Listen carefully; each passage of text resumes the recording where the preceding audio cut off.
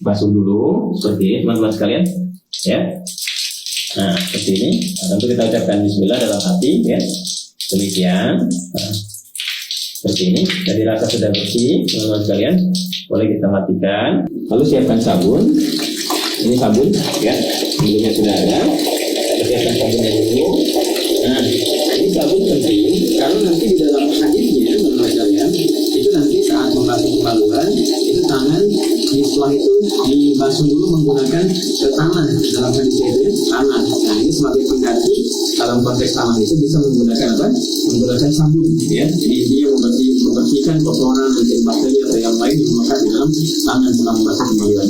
Tadi sudah kita tangan sudah kita basuh ya, sudah kita bersihkan.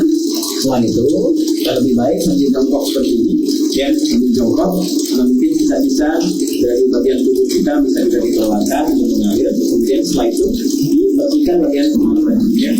Jadi ambil air, bersihkan bagian kemaluan dengan kaki dengan bersih. Setelah bagian ini hadis tadi yang tidak sempat saya bacakan ya, hadis yang keduanya karena untuk mempercepat ya, untuk mempercepat praktek. Ini nanti setelah dibersihkan ambil sabun ya, di sabun diambil secukupnya, kemudian nah seperti ini ya. Nah kita bisa kemudian cucikan dulu, basuhkan, kemudian baru kita bilas dengan menggunakan air seperti ini ya. Nah sudah selesai. Baik, ini sudah bersih bagian kemaluan. Lalu setelah itu kita bersiap untuk berwudu seperti wudunya sholat ya. Jadi ini saya coba singkapkan dulu teman-teman sekalian ya, sampai sini supaya ini bagian siku juga bisa ada batas yang terlihat. Ini ya. Nah, kita mulai wudhu seperti halnya wudhu untuk sholat. Nah ini seperti biasa ya. Nah boleh kalau mau begini lagi, ini kan sudah bersih di tangan tadi ya, begini. Nah sebenarnya dalam hati kita ya, bismillah sudah kita ucapkan juga ke dalam hati kita. Kita mulai ya. Nah ini kita bisa kumur-kumur seperti biasa.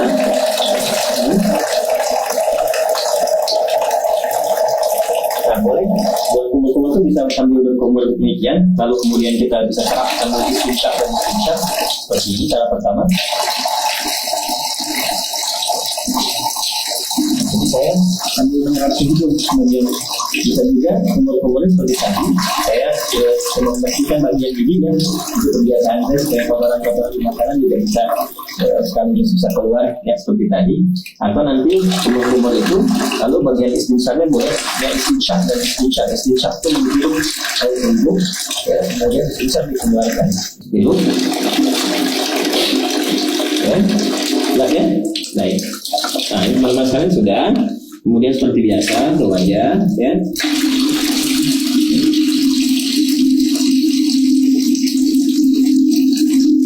Maaf teman-teman ya, ini yang pernah saya contohkan. Jadi ngambil air, ini saya ambilkan. Ini nggak apa-apa saya agak ini karena saya tada di bawahnya. Nah seperti ini, lihat baik-baik. Nah begini, ini yang jempol ya, ke bagian belakang telinga begini. Lalu seperti ini teman-teman. Nah tadi sudah begini, ke bagian belakang begini. Nah yang telunjuk ke sini untuk membersihkan bagian ujung-ujung mata. Tuh. Kalau yang ada jenggot dimulai seperti ini ya. Baik, seperti biasa 2-3 kali, jadi boleh 2 kali, boleh 3 kali untuk menyempurnakan. Saya contohkan seperti itu saja ya. Ini.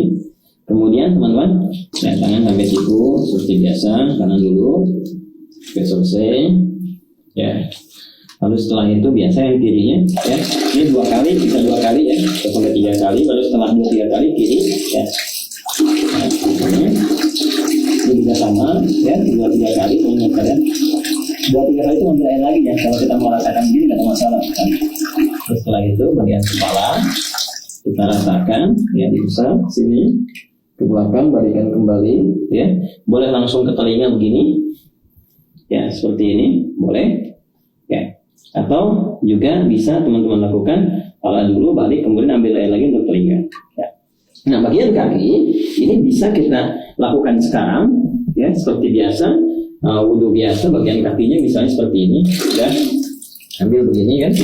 Nah ini kan ya, jangan lupa teman ini bentar lagi ya, ke kanan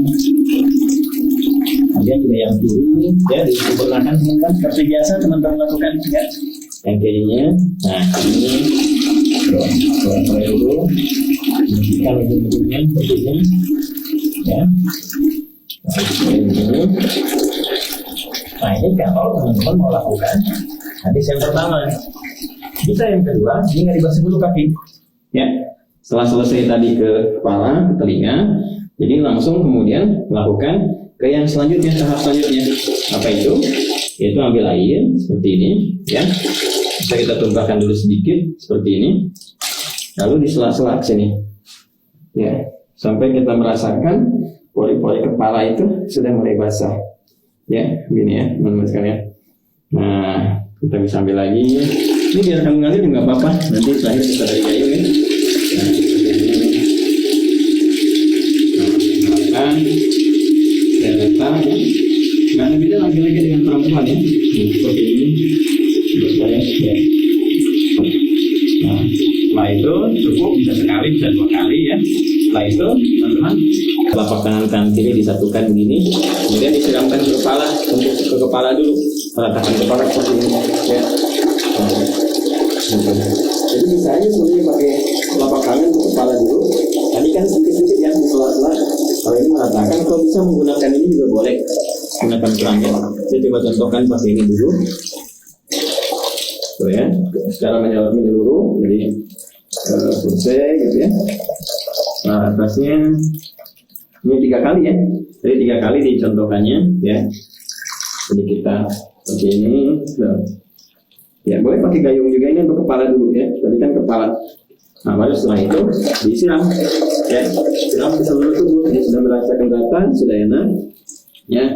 Nanti ada hikmahnya loh, kenapa kepala dulu gitu, itu ada hikmahnya ya, termasuk nanti terkait dengan kesehatan, kesegaran tubuh, dan juga bagaimana menghidupkan kembali semangat dalam beraktivitas supaya nggak malas, lemas, kemudian daya pikir jadi kuat dan sebagainya ya. Lalu kemudian membantu secara sempurna dari bagian kanan sampai kiri sampai dengan selesai. Kalau kepala sudah seperti dari sini ya, sampai selesai, terus rasakan ya. Jadi tidak penting sini, terus rasakan sampai selesai ya, sampai selesai semuanya ya. Sabun seperti biasa. Nah kalau pakai shower, nah ini ya di atas ini. Nah ini saya turunin dulu ya, biar memudahkan, biar nggak ini sama kamera kan, ini bisa begini juga ya. Nah ini tinggal ini aja, atau dipasang di atas seperti tadi ya. Nah ini pasangkan lagi. Nah kemudian seperti ini. Nah ini lebih rasa ya, sebelah kanan ini pakai apa, pakai sabun dan seterusnya. Nah kemudian selesai teman-teman sekalian. Nah ya, jadi ini sudah disabunin, udah rata semua. Nah kalau bagian pertama tadi yang kakinya belum dibasuh, belum dibersihkan, maka berpindah tempat ya. Berpindah tempat tuh gini, supaya tidak teraliri oleh air yang tadi sudah kita basuhkan tubuh kita, sehingga masih bercampur kotoran-kotoran yang mungkin tidak mengalir sempurna. Itu ya hikmahnya. Maka berpindah sedikit, pindah sedikit kan. Kemudian kita mulai basuh kaki ya, yang tadi belum terbasuh dalam wudhu tadi pada hadis yang pertama. Boleh kita basuhkan sesuai seperti yang dalam apa namanya wudhu. Kita ambil usai begini ya, basuhkan. Nah seperti ini ya, ini masuk kaki secara sempurna ya kan. Oke lagi. Nah seperti ini ya. Atau karena saat mandi tadi kan sudah dibersih gosok-gosok, bisa tinggal begini juga bisa ya, begini bisa. Nah seperti itu. Nah cuma kalau kita ambil hadis yang kedua, kita ingin gunakan wudhunya sempurna sampai dengan ke kaki seperti tadi saya contohkan, maka yang terakhir nggak perlu dilakukan lagi ya, cukup kita siram aja untuk selanjutnya kan, selesaikan dan sudah selesai.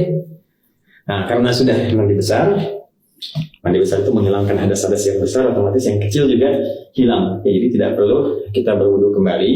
Kalaupun ada yang ingin berwudu kembali ya tidak dipersalahkan juga.